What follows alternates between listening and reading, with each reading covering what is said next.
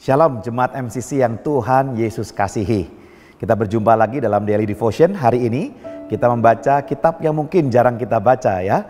Dari Zakaria pasal ke-8 ayat 14 sampai ayat yang ke-17.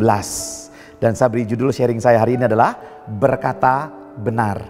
Ayat ke-16 dan 17 saya akan bacakan buat kita semua. Inilah hal-hal yang harus kamu lakukan.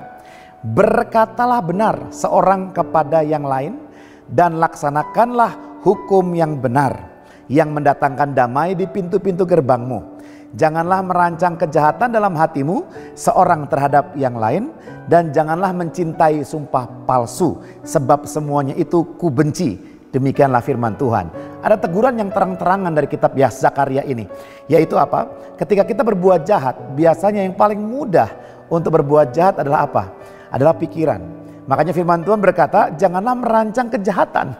Dikatakan jangan merancang kejahatan di hatimu. Ketika Alkitab berbicara tentang hati, sebenarnya bisa juga itu berbicara tentang apa? Pikiran. Ketika kita berbuat jahat, merancangkan yang jahat kepada orang lain, maka aplikasi yang mudah ketika orang sudah berpikir jahat, biasanya lewat perkataannya. Mulai muncul gosip, mulai ngomongin orang, mulai menjelek-jelekan orang di belakang orang tersebut, mulai berkata dengan tidak sepantasnya, tidak sebenarnya. Bahkan saya beritahu, kalaupun apa yang Anda katakan itu benar, bukan berarti itu boleh dikatakan. Jangan-jangan orang itu tidak perlu mendengarkan apa yang Anda katakan itu. Itu konsumsi sendiri, konsumsi pribadi, tidak perlu disebarkan kepada banyak orang.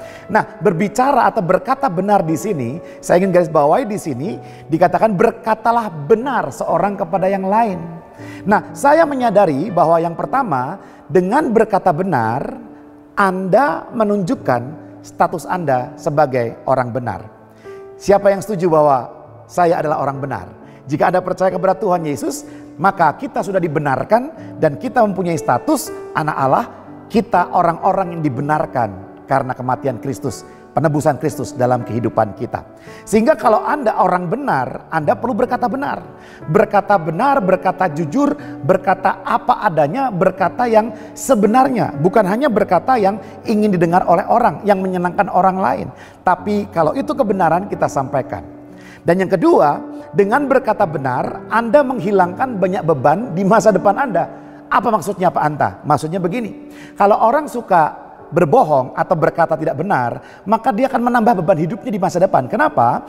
Dia mungkin akan bertemu dengan orang-orang yang dulu pernah dia bohongi. Bayangkan, kalau dia membohongi ada 10 orang dan bertemu lagi di tahun selanjutnya, 2 tahun selanjutnya, bertemu dengan orang tersebut, maka dia perlu memikirkan, dulu saya berbohongnya apa ya? Dulu saya ngomongnya apa ya? Dan ada banyak beban dalam pikiran kita. Karena apa? Karena kita tidak mengatakan yang sebenarnya.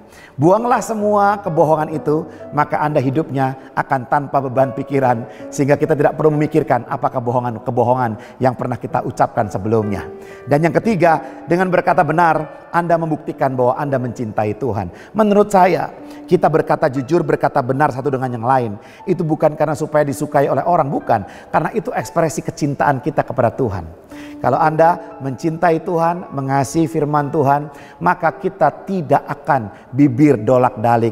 Kita tidak akan munafik dengan perkataan kita. Kita tidak akan jahat dengan perkataan kita, melainkan dengan perkataan kita, kita bisa menyampaikan kebenaran. Mungkin itu menegur, mungkin itu mengajar, mungkin itu menasehati, mungkin itu menyatakan firman Tuhan untuk konsumsi semua orang, sehingga orang percaya bisa memahami apa yang firman Tuhan katakan lewat lidah bibir kita yang Tuhan berikan.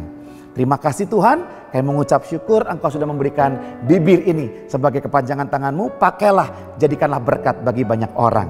Mari kita berdoa. Tuhan Yesus, kami menyadari seringkali kami salah dalam perkataan kami. Seringkali perkataan kami ditunggangi oleh niat-niat buruk atau jahat. Ampuni kami ya Tuhan.